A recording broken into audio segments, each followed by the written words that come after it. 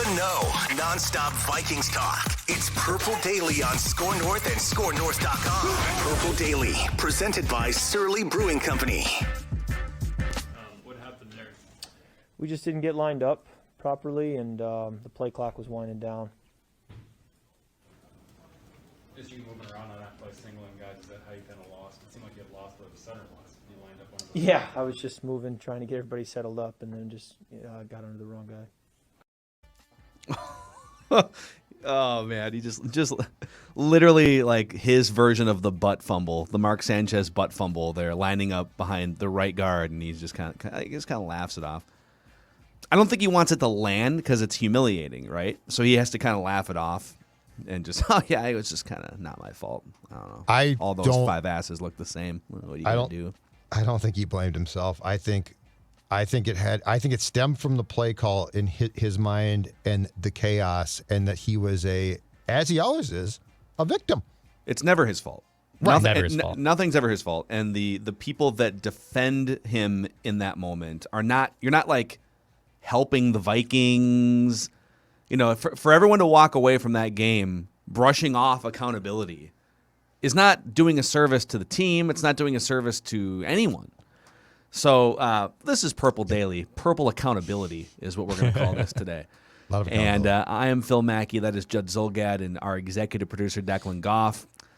And if you're watching us on the Purple Daily YouTube channel, thank you. Please click subscribe and the like button if you are enjoying this content on a daily basis. If you're watching on a TCL TV, thanks for supporting the show, because TCL is one of the world's best-selling consumer electronics brands, and they have a new lineup of award-winning TVs delivering the most entertainment with stunning resolution, all at an affordable cost. Enjoy more of the things you love with TCL. All right, boys. Let's. I just saw the most ridiculous Cousins stat that I'm going to have for you in my pie chart of blame. But let's start with Judd here. Now on Mackey and Judd, this chart makes it as clear as I can to you. The pie chart of blame. You want to blame somebody? The Rock knows how you feel about pie. So when they win, it's pie chart of praise. When they lose, it's pie chart of blame. And let's go over to Chef Judd Zulgad here, slicing up, carving up his pieces of pie. It's Thanksgiving time. And so I've been working in the kitchen since last night to come up with this pie chart of blame. And after all of that work, all of that blood, sweat, and tears, I've still got a very, very small pie as far as the pieces. Or should I say a big pie as far as the pieces, because I've only got 3 slices. Because the more I thought about this, I could dole slices out here and there. Oh, maybe this guy deserves 5%. And you know what? At times, that is certainly appropriate. But in this case, I think it's very simple. 45% of the blame, the first big portion, big chunk, you're going to be full, goes to head coach Mike Zimmer.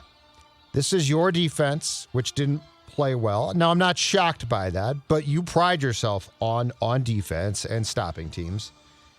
And ultimately, this is your entire team that regressed and shrunk at one of the most important times. This was statement day. This was a chance to get to 6-5 and to make a statement that we're not only in the playoff picture, but damn it, we're going to grab it by the throat. Things are different now. Things are different than all of those lamentable, tough, close defeats in week 1 and 2, right? Oh, man, the Vikings, if this had gone right, they win those games. They're not that bad, see? And I kept saying, well, good teams win those games, bad teams don't. And yesterday was a chance in what was a pretty damn close game to grab it, and it would have been an ugly win. It would have been unattractive, and I don't care. It's on the road. You win that game, and you are sitting pretty, I believe, in the 6th seed. You're in really good shape. Your schedule is favorable. Everything said escape Santa Clara with a win. And I'm really impressed. Like, that's really impressive. And you shrunk. Your entire team shrunk. Every bit of your team shrunk and regressed to who they truly are. And so, Zim, 45% slice of pie, well earned. Next piece of pie, exact same slice, 45%. Wow. That goes to a guy who is nothing like Zim, but in so many ways is exactly like Zim. Kirk Cousins. They have nothing in common, and yet But everything. I've But they have everything I've never in seen common. exactly. I've never seen two people so identical who probably and perhaps that's why I think they absolutely positively at the end of the day loathe each other. But 45%. Because Kirk got off to a good start. The first half was impressive, guys. The first half continued the Kirk trend. Throwing the ball. Jefferson, I think at times was doubled and I think at times triple teamed. And guess what? Thielen, 2 touchdowns, wide open. Kirk is slinging the ball. That's really nice. That's good. We're on to something here. You're continuing the offensive trend. And then your first pass after San Fran scores at the end of the first half, which is not your fault, and then scores on their opening drive of the second half, and you come back out to take control and you throw a terrible pick. And you know what? Picks happen. Picks happen. The question is, what do you do after that pick? And Kirk shrunk. He melted down. He absolutely melted down. And it became the old Kirk at that point, which is he's panicked, he's upset, he can't get past that bad pick, and everything spirals from there. And like it or not, the quarterback is one of the key cogs to calm things down, to lead the team, to say, I threw a pick, guys, I don't care. Let's go. He's a teeth And puncher. instead you're checking down. Instead, you're right back to, I work here. What am I supposed to do? 45% to Kirk. 10%, very small slice. And I don't fault these guys because I think that they tried, but it clearly just failed. Run defense just got gashed. So I'll give them a 10% chunk because, 200 plus yards is absolutely terrible. But I truly believe that the main slices of pie here and the main blame go to two people, the quarterback and coach, who both, when they had their chance to make a statement about what 2021 was going to mean going forward, because we always talk about that, right? Like, we're not focused on the past, we're focused on the future and and game to game. Yesterday was your chance to say, I don't care what happened in Cincinnati, I don't care what happened against the Cardinals, I don't care. I am going to show you that things are different. And ultimately, push came to shove, you did not. So 45% to Cousins, 45% to Zim, a small 10% chunk to the run defense. Wow, there it is. The Rock knows how you Nice feel about work. pie. Look at that. 5:05 drive. 5 minutes. A 5-minute drive. Efficiency. I held the ball a little bit. I got some passes. I ran it. Mm-hmm. Ate some clock. I feel good about the drive. So, Judd, you and I came in with pretty similar scripted plays here. The Rock knows how you feel about pie. And I'm gonna stick to I'm gonna give you a different sort of spin on a similar pie here. So you brought pecan pie. Maybe I'm sprinkling in some. I ate a chocolate chip pecan pie at a Friendsgiving gathering a couple nights ago. So that's gonna be my take on. Who brought the Cool Whip? You can't have pie without Cool Whip. Saying what weird? The Vikings got whipped in the second half by the 49ers. All right, 10% to the defense. People want to hammer the defense. Why don't you guys spend as much time hammering the defense? Well, what did you expect? They were down 4 starting defensive linemen. I think the Vikings should have known the mission here. Guys, we're going on the road on grass, which has always been a problem for Mike Zimmer coach teams. Road, grass, just not easy. And it's a team that has pounded the run this season, especially the last couple weeks. They have 300-plus yards on the ground the last 2 games. They're probably going to rack up some rushing yards, at least over 100, maybe even 150-plus. It wasn't that unexpected that they would run the ball down your throats. And so what's your counter? Well, they have a hard time sometimes stopping opposing teams' passing games. You got to win this thing in a shootout. So the defense was not good, but I'm only giving them 10% because it was a bunch of backups up front. Now let's get to the other 2 slices of pie. I only have 3. 40% for Kirk Cousins going blue screen of death in the second half. And I'm going to give you this stat. This stat was sent to me this morning on Twitter by jschlick03 on Twitter, and I can verify it's correct. I went through and verified that Kirk Cousins is 0-20 when throwing multiple interceptions in a game in his career. 0-20. He's never won a game, or more accurately, his teams have never won a game when he has thrown more than 1 interception. 10 years in the NFL. Now, Jay Schlick03 sent this to me as if to say, well, and real quick, I'll give you the other records. Stafford is 11-25. Russell Wilson is 5-10. Drew Brees is 21-43. Big Ben is 16-33. Matt Ryan is 17-25. Tom Brady 19-27. So losing records, but these quarterbacks are like they're winning 1 in every 2-ish times that they throw multiple picks. And so Jay Schlick03 sent this to me as if to say, see, Kirk's the unluckiest guy ever. He gets no help from his coaches, no help from his defense. No one ever picks him up when he makes mistakes in games and throws multiple interceptions. And that's one way to look at it. Boy, wouldn't it be nice if one time when I throw multiple interceptions, could someone else, like last night, Lamar Jackson throws 4, and they still find a way to win because the defense was amazing, right? And so there is some truth to that in some of those games. But I look at this and I say, holy crap. The best quarterbacks in the NFL can shake off multiple interceptions and keep coming at you in the second half, throwing darts, being aggressive, overcoming their own mistakes. Just because you throw a pick or two doesn't mean the game is over. Keep pushing forward. That's how I interpret this. And maybe there's a little bit of like, okay, so maybe Russell Wilson had some better luck with better defenses at some point. But Kirk Cousins has also had some pretty damn good defenses with the Vikings in 2 or 3 of the years he's been here. So what happens? He throws a boneheaded interception early in the second half after a wonderful first half and completely short circuits the rest of the way.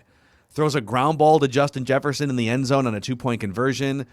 Later on, missed Justin Jefferson on a do-or-die 4th down. And then has the most Kirkian moment of his Vikings career where he lines up behind the right guard on 4th and goal. Complete panic, chaos. You're the leader out there, dude. Like you got to shake off interceptions. You got to communicate. But the wide receivers were lined up wrong. Well, who's communicating in the huddle? Why are there 2 wide receivers lined up wrong on that 4th down play? Are they just idiots? Is it just a coincidence that both guys like, oh, we're both idiots. We're going to go over to the right over here. Or did maybe the quarterback not communicate properly? You know, is he not taking control in a key moment in that situation? By the way, he lined up with like 7 seconds to go on the play clock behind the right guard. If he lines up under center, they get that snap off. I'm just saying. And then, of course, they call timeout, reset, take a deep breath, and he throws the ball away like into the first row of fans. So, like, 40% to Kirk Cousins going blue screen of death, not only in that second half, but pretty much every time he throws, in this case, he didn't even throw multiple interceptions, by the way. That stat just illustrates what happens to him mentally when he makes a mistake. And then 50% goes to the Mike Zimmer, Kirk Cousins pairing that is 30, 28, and 1 over the last 4 years, which, you know, we talked about this on Mackie and Judd. If you're a garbage franchise like the Lions, you'll gladly sign up for 30, 28, and 1 over the next 4 years. If your franchise struggles to win more than 3 games, then Kirk Cousins and Mike Zimmer are the pairing for you because they will get you to 8 wins. They will get you flirting with the playoffs and bring you back to relevant football. But if your franchise has gone 60-plus years without a Super Bowl championship, those guys are going to get you 8 or 9 wins. They are the Leroy Horde of coach-quarterback combinations. If you need 2 yards, I'll get you 3. If you need 5 yards, I'll get you 3. That's the entire career for these guys outside of the 2017 season where the Vikings had the best defense. And I'll throw this out to Cousins and Zimmer. If you include this year's games as the records are projected to finish, 7-24 against teams that finished the season with a winning record. It is what it is. It's a gravitational pull toward 500. So 10% to the defense, 40% to Kirk Cousins, 50% to the pairing of Mike Zimmer and Kirk Cousins. The Rock knows how you feel about pie. The clock restarted halfway through, but add 3 minutes. Add 3 minutes to 3:39, so 6:39. Okay. 6:39 for a drive there. Good drive. I'm comfortable. Yep. Good drive. Comfortable with that. 6:39 drive there. Real quick, before we get to Declan's, how do you guys interpret the 0-20 multiple INTs stat? So I interpret it this way. Did you say what Brady's record was in such situations, Phil? 19-27. So I watched a bunch of the Colts-Bucks game, and in that game, the Colts played really well at times, and they had a lead for a good portion of that game. And I'm going to tell you right now, Brady, his ability, and this is a mental thing, so this has nothing to do with actual physical attributes.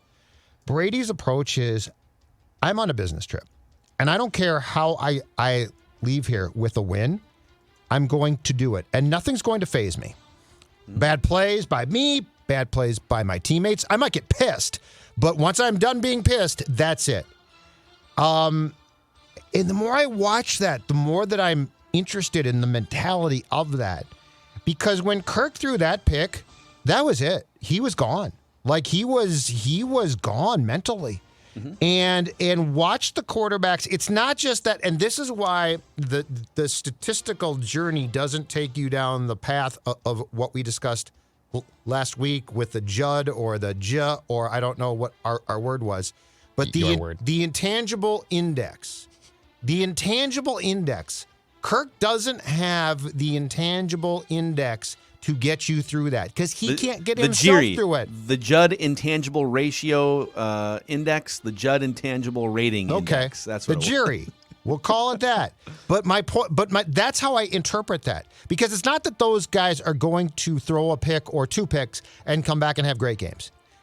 It's they can survive it enough to get themselves wins that you have to get to be successful. Kirk can't do that. And that's where I don't think people can process it, because they look at the stats and they're like, but look at the stats. Look at the stats. The stats are great. But that's just a part of the thing here. A bigger part is when things go haywire, how do you react? Because sports are designed to go haywire. Yeah. That's how I interpret it. And that's the thing. Like and instead of, and there's two ways to look at that, right? Okay, things are going haywire. And you can say, well, what can the Vikings do to prevent things from going haywire? Get a better offensive line, get a better coach, get a better this, better this. The reality is, in the NFL, it's impossible to prevent things from going haywire. You know, again, watching Red Zone yesterday, watching some of those games. Yes. Hell, I was watching that ugly Browns-Ravens game last night, the final drive. And the Browns actually have a pretty damn good offensive line. But the Ravens knew the Browns got the ball back with 1 minute left. No timeouts, down by 6. Baker Mayfield's got to go 80 yards for a touchdown, whatever it was, 75 yards. First play, pressure up the middle, because it's hard to be a perfect offensive line when the other team knows you're going to pass. Okay. Once the pressure comes, what are you going to do? Did you make the proper calls at the line of scrimmage to get a hot route coming across the middle? Like, you need to be able to operate when there's adversity and when there's pressure and when things are muddy and things are messy. And the Vikings do not generally thrive under those conditions. And you can game plan all you want, right? Like on Wednesday, we worked on this, and on Thursday, but when the bleep hits the fan, which it did, the question is, can one person take complete control and say, here's what we're doing, boys? That's the question. Lamar Jackson threw 4 interceptions yesterday. 4! And the Ravens still figure out a way to win the damn game. And the Ravens defense performed very well, and I would give them much more credit than Lamar Jackson for why they won that game. Yep. And that's the gray area. But there's been games like that for Kirk too. The Mark Craig piece with Kirk in the Strib which was really a good read and insightful. It just reaffirms he is I work here, give me my directions. And that's not the quarterback position. The quarterback position is, okay, I work here, but damn it, I'm going to take control. I'm going to be the employee of the year. I am going to take control when I have to. And yesterday, we got to that, and what did Kirk do? He's like, where are guys supposed to be? And then he's getting mad and frustrated, and that's where the jury comes in here, because Kirk scores very low on the jury. By the way, Rock knows how you feel about pie. Before I get to my pie chart here, this update on Dalvin Cook's injury status from Sunday. Ian Rappaport reported on Monday morning at 11:30 that Dalvin Cook tore his labrum while dislocating his shoulder yesterday, but the ailment is not season-ending. The hope is that this is like 2019 when the team rests Cook for a few games to have him healthy for a playoff run. So a torn labrum, according to sources that tell in Rappaport for Dalvin Cook. Gosh, man, I don't know. he's so good, but he just, every year, man, this is what happens to running backs. It's not just Cook. Name me a running back that's just always healthy for like 4 or 5 years. Just Derrick Henry, So you're 1,000% right there. All right, Declan has a Rock pie knows chart how here you too, feel but about pie. Judd's. You're not just like eating kale and drinking seltzer water. Like, you're enjoying your life and you're down almost 30 pounds. Yes, Pretty awesome. and that is thanks to my friends at Livia Weight Control Centers. In fact, the folks have extended their Black Friday savings, and you can now do what I've done, and it's fantastic. Give yourself the gift of good health. Save 50% off the program today, and your first visit is free. So, again, 50% off, and your first time talking to them, going to see them is free. Just call 855-GO-LIVEA or visit Livia, that's LIVEA.com, and get on the plan that I have. So by the time January 1st hits, you're not saying I've got to lose weight. You're saying I've lost weight and I will lose more. And the best part is I'm not just going to get down to my goal of 200 pounds. I'm going to stay there. So far, down 26 pounds. Livia.com, 50% off the program today. And you're looking, I'm guessing, better in your chill boys. I don't want to see you necessarily in your chill boys, but with the long johns on, I'll show you. Oh, God. What? I got the long johns on right now, boys. It's a good look. I rocked them at the tailgate on Saturday. I was going to say, this is not a look where it's like, are you wearing long underwear? You look inappropriately dressed. No, they look great. Always appropriate. The most comfortable underwear that we have ever put on. Yes. Great holiday gift or stocking stuffer item, too. If you want to grab some of that bamboo fabric, perhaps, or the long underwear, chillboys.com. It's a Minnesota-based company, so you can support local, even though they're based online at chillboys.com. So check them out and find out why we've been raving about them for months here on Purple Daily. All right. The Rock knows how you feel about Pie pie. chart of blame number 3 here from Declan. Pretty brief pie chart for me as I'm on the clock. Just 2 pieces of pie, but one of those chunks it includes 2 people, but it's split. It's split right down the middle. Okay. 50% of my pie chart of blame to Kirk. Kirk absolutely shipwrecked the game in the second half. He couldn't overcome adversity. He had a chance to win the game on a game-winning drive, the last drive of the game. He obviously lines up behind the wrong player. Donovan McNabb skips a ball basically right to Justin Jefferson for a 2-point conversion. I actually liked the aggressiveness of what Mike Zimmer was able to do yesterday. They went on 4th and goal 2 different times. I love that stuff. I think instead of just kicking field goals, they went for daggers. I love that, but Kirk Cousins, at least on the mess up with the guard and on the final drive of the play, couldn't overcome that. The Vikings could have won that game. And I mean, the Niners had every ran up the middle and did everything they were supposed to do, and the Vikings still had positions to win the game, and Kirk wasn't able to deliver that. So I'm sorry, I'm putting the blame there on Kirk 50%. And then 50% to Spielman, and I will loop in Mike Zimmer to that as well. So Rick Spielman and Mike Zimmer looked at that defense last year and said it's unacceptable. I know they lost Danielle Hunter. They had absolutely no pass rush. You had all 4 of your starters out against San Francisco also yesterday. That made things difficult on the run and also just getting after Jimmy Garoppolo. But I think it was just a poor assumption to pour a bunch of money into a nose tackle and to assume that a guy with a 3 technique can come in here and fix everything. And for the Vikings to basically go from 28th to top 10 defense overnight by plugging in playing microwave meals and forming it as gourmet meals was not the best way to go about it in free agency. Danielle Hunter is probably one of the best defensive ends in the league, and his absence is missed way more than Everson Griffin's is. But at the end of the day, it was an insane bad assumption on our part to just assume that they'd go from 28th to top 10. And I know they're missing starters too, but they put a lot of resources into fixing that defense. And unfortunately, that's not where it is, though. If the Vikings are going to win games, it was going to be in a shootout. And the Vikings are putting up points. Their offense is good. It's not elite. But if they're going to make any type of run here in 2021 and try to make some type of run in the playoffs, it's going to come from their offense. It's not going to come from their defense putting clamps down. They can be opportunistic, right? But your defense can't even get off the field on 3rd and long on multiple occasions yesterday. It's 3rd and long. There should be no excuse for you not to get off the field when it's 3rd and long like that. And the Vikings defense absolutely basically screwed themselves trying to figure out ways to not get off the dang field. So I'm actually putting 50% of my blame to Rick Spielman and Mike Zimmer, 50% to Kirk Cousins. It's a quick pie chart of blame for me looking at what I saw in the loss to the Niners. So 50% to Kirk, 50% to Spielman, and Zimmer. Just a There quick it is. 2-minute Wow, 45 minutes. offense. Knows how you Yeah, feel about 2-minute pie. drill. Yeah, 2-minute drill. And Phil did talk about on multiple occasions during the summer months that very fact that trying to rebuild a defense is very difficult because it 'cause guess relies what on happens? so many Injuries components. and- yeah. Yep. But you brought that up multiple times, and you're exactly right. And I keep going back to like, what's the offense should be top 5 in the NFL, like in almost every meaningful way. Like, I don't think it's unrealistic to expect that with all the weapons that they have. Look at the weapons on this team. They've got 2 of the best wide receivers in the league the last handful of years, and Adam Thielen, Justin Jefferson. And when they target those guys, they win games. What And happened in the second Osborne. half? They went away from those guys in the second half. That's correct. What did you guys, just in terms of fleshing out all of the excuses or justification, let's go back to that 4th down play here before we get to Judd's post-game preach presented by Surly. So it's 4th down. They need a touchdown and a 2-point conversion to tie. There's under 9 minutes to go. They did wind up getting another chance later, but at the time, like, this is the biggest moment.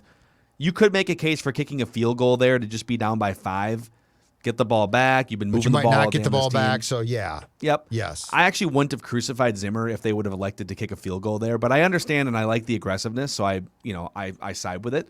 Yep. But when that play call comes in and they go up and there's chaos, I want to say there was like 12 or 14 seconds left on the play clock when the receivers are headed toward the wrong side of the formation.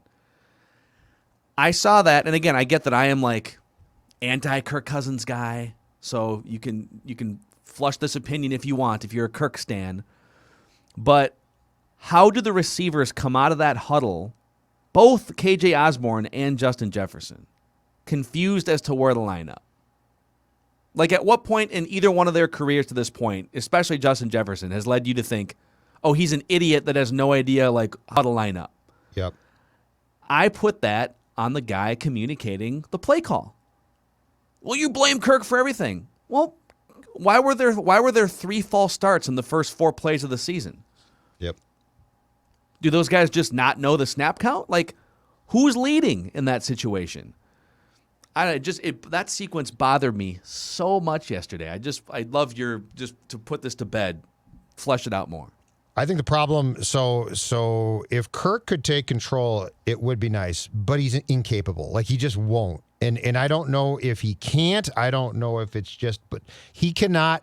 The problem is, and this again goes back to the intangibles. He doesn't have the ability to truly lead. So I'm telling you, I think the problem is that between Kubiak and Janoko now both helping call plays, which, by the way, against the Chargers and Packers worked out pretty damn well. There were a few occasions where there were clearly conflicting play calls of some sort, and I don't know exactly coming in, because 2 receivers don't just line up in the wrong place. I think that out of the huddle, they were given a directive, and then Kirk looked flustered enough that somebody had said, no, and so all hell starts to break loose. And instead of Kirk basically saying, I'll handle it, I'll take the snap. Here's what we're doing. Let's get the play off. Kirk goes to the right guard because he is now thrown off. But I'm telling you, I also think that last play of the first half where Kirk was clearly pissed off came from the fact that you now have, like, we don't know who's calling plays. Like, we don't even know now. I'm telling you, there's multiple things now, and there's multiple people trying to help Clint, and at times that's been great, but again, spontaneously, it's probably not great, because if something starts to go wrong, if Kirk had the ability to say, everyone shut up, here's what we're going to do, then it works, but he doesn't. And this is where we get into the real intricate discussion of what does your quarterback need to do? And in 2021, he needs to say, I got this. Screw it. Clint, screw it. Andrew, screw it. I got this. And he can't. And that's where I think, Phil, the discussion that you're broaching goes deeper. because with what Kirk is paid and with what a quarterback is expected to do, that's not acceptable. Yeah, if you're going to just work just here, not. cool, then give back 15 to 20 million to the cap, 10 million even, and we'll replace Oli Udoh with an actual like veteran free agent. Yeah, you know. And part of the problem too is if you could transplant Case Keenum's brain into Kirk's head with Kirk's skill, you might have a really good QB, but you need all of that. That's why these guys are so hard to find, because it's not based on just how far can you throw the ball, kid. It's based on, are you smart? Can you adjust quickly? Like, think about the things that the guys who scramble aren't necessarily all across the board the fastest guys, right? Like, oh man, athletically that guy. Now, they do exist, but they scramble and they can move and they can shift because they are so smart at the game. It would also be nice if you could just like, scramble and move and shift. But I mean, because Russell you're Wilson is athletic and fast. But Russell Wilson is technically too small. So why is he good? It's partially because he's just so damn smart. He's very situationally smart. He's also very mobile. But it's like being street all those smart, things. right? Yeah. Like, I'm sure Kirk strikes me as a guy who probably passed through high school and college with great grades. I bet he studied. I bet he got great grades. I bet he's a book-smart bookworm. But street smarts-wise, he's an idiot.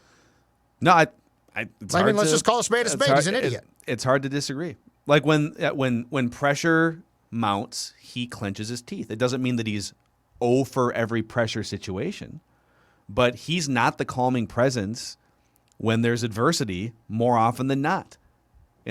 Again, it doesn't mean that he can't mix in a game-winning drive like he has a couple times this year, and he's played largely really well this year.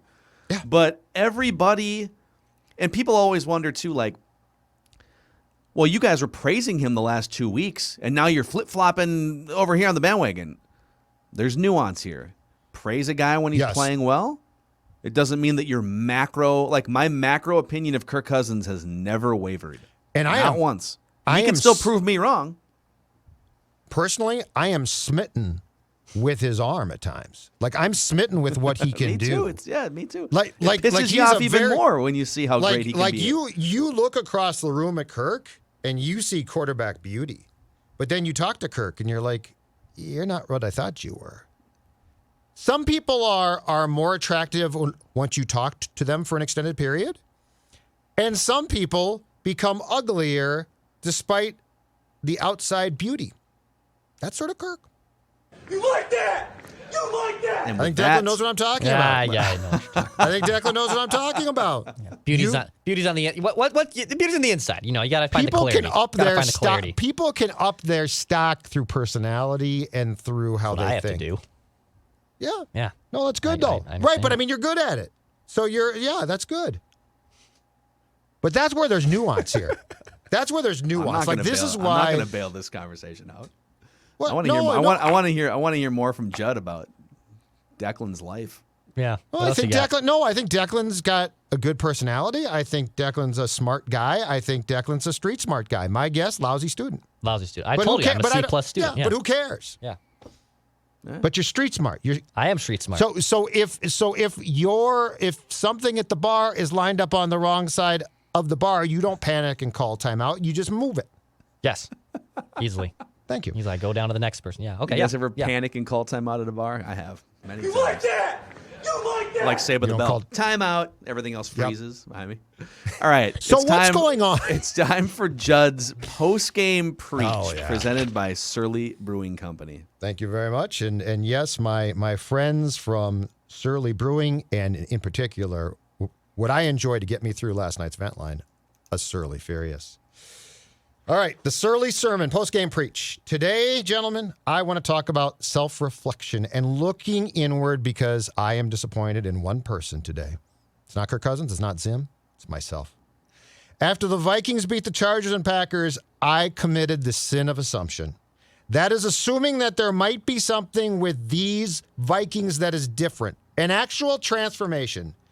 Hence, I and all of us deserved a slap of reality that we endured on Sunday as a average, not bad, 49ers team managed to drop the Vikings to 5-6 this year. There will, I warn you, I warn you from the pulpit of the Surly Sermon, there will be temptation to believe again before the season is complete. It might come after a potential win against the Rams, perhaps a win at Green Bay. But we must not give in to that temptation, because the reality is that if we are to see a Super Bowl in this town, it will come from a much different team than the one we are watching now. Avoid the sin of assumption. That's your Surly Sermon. Wow. Tear to my eye. A tear to my eye. Wait, much you just said they're going to beat the Rams and the Packers on the road? And I said they could. No, I said they might beat the Rams. If they win might all beat of the the Packers. But I'm saying one of those wins will then get us perhaps to say, oh, there's something here again. Well, that's fair. The assumption. I like it. There it is. The Surly Sermon, the post-game preach. Surly Judd must be furious. So, boys, before we go here, we got to bring it full circle with some silver linings here. I know that was an anger-inducing game, but Declan, we'll start with you. What is your silver lining from yesterday's loss? My main man, Kene Nwangu, having another kick return for a touchdown and just being an athletic freak. I think with now Dalvin Cook having a torn labrum, it's probably a safe assumption that Kene will get more involved in the offense. I'm sure Alexander Madison will probably still carry the majority of that load. And I like Madison, but I think it's pretty obvious that Kene Nwangu is a very athletic, special player, and they should figure out ways to get him involved. If the Vikings can figure out flea flickers and getting Justin Jefferson to throw the dang ball, Love those passes. I think Kene Nwangu can get 10 snaps. Yep. And figure out ways also to, if it's screen plays, I don't care where they have to start with it, but getting Kene Nwangu at least 10 to 15 snaps or touches could be an awesome thing for the Vikings going forward. He's a special player. Kick return touchdowns are basically impossible in today's day in the NFL. So he's a special player. He's my silver lining. How about you get that dude matched up on a linebacker or a safety at some point? Oh, my God. You know? Goodbye. You could have him and Madison on the field at the same time if you wanted to. 10 snaps. You can't do that, Phil. game. I don't know Oh, what you're no. talking about. CJ Ham's got to be on the field. It's true though. So, you have to put CJ Ham out there too. So I don't know. Maybe you take Oli Udoh out and go with 4 offensive linemen, because what's the difference? All right, Judd. What's your silver lining? That the loss returns us to a place where we ultimately, I think, for this team to someday achieve a Super Bowl championship, this loss returns us to where we need to be, which is changes have to be made. Zim, I think, is done. Kirk, I don't know, but I can't say for certain he's back. Spielman, same thing. But the Chargers win and the Packers win, they draw us in, and then we're like, but if you do this and you do that, and we can rig this thing to work, right? No. If you want a Super Bowl, there needs to be some major changes with this team. And I think yesterday served as another reminder that if we keep just saying, yeah, just tweak this, tweak that, it's a lot of tweak to be okay. Tweak to be 5-5. And now you might be 6-6. I don't know. But my silver lining is the fact that I think we're back to a point of acceptance. Yeah, I think, I think my silver lining is that this offense, even with Kirk Cousins, like even if you decided, okay, the Zimmer-Kirk Cousins pairing can no longer happen beyond 2021, just going to say goodbye to Zimmer, keep Kirk Cousins, figure out the contract, but give him an actual offensive guru and a real coordinator that's not just training wheels coordinator, Kubiak's son, right? Bring in some real heavy-hitting offensive minds here. That there is so much untapped potential still with this offense. Oh, man. I mean, my God, they go 3 running backs deep. They've got 2 of the best receivers in the NFL, and KJ Osborne looks like a very formidable third option if given a chance and given the targets. And even yesterday, Mason Cole has played better in the last month. He had one really bad game. I think it was against the Packers. But he's been much better than Garrett Bradbury. Mm-hmm. Cousins was only pressured on 6 total dropbacks yesterday. So they're kind of figuring some things out along the offensive line again, and they got weapons all over the place. But they're just sitting here 1 touchdown away every game from their full potential. So I guess my silver lining is there is another gear to this offense. I don't know that they get it with Zimmer and with Kubiak, but it's still going to be there and available next year for somebody else to come in and hit that ceiling. 100%. So I have fun watching this offense when it's clicking. The first half yesterday, some great stuff. The 2 touchdowns.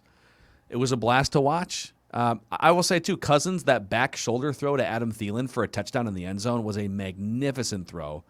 I think some people thought, oh, that was a terrible throw. No, dude, that was a great throw. It was a purposeful back shoulder throw, knowing that Thielen could get some separation from the defender. And it's like, God, you see that, and you're like, don't get skittish after making a mistake. He's a beauty. Don't pull the reins back. Man, is he attractive. That's an attractive QB. I think I'll go talk to him. Kirk, I'll see you later. Bad breath. Damn it. All right. Federated, also here for you guys, business owners. Federated's been helping businesses in the state of Minnesota with risk management, tools, resources, people. You can find a full list of industries Federated protects at federatedinsurance.com. Find out why they are the best in the business, helping your business. Remember, at Federated, it's our business to protect yours. I think Alex Boone probably has some takes. Oh, my God. That game on Sunday for tomorrow. Rhino? The bleeping Rhino, yes. You think the Rhino's going to I come think the Rhino's in got some hot? takes, man. Yeah, Clear the runway? We'll be breaking this stuff down with him for sure tomorrow. And he'll be doing some film dissection. I wonder who I'm going to fire, though. I got options. I'm still trying to figure out who I really want to fire. You got time. I got time, though. Fire someone's ass tomorrow. I can do it. All right, boys. If you guys missed Ventline, too, that was an amazing hour and a half of therapy. You can find it on the Purple Daily podcast, scorenorth.com, and the Purple Daily YouTube channel here. So thanks for hanging out with us. We are happy to be your Vikings therapists after games like we witnessed yesterday. And we'll see you guys tomorrow. Daily Vikings Entertainment. We just want the Vikings to win a Super Bowl before we die.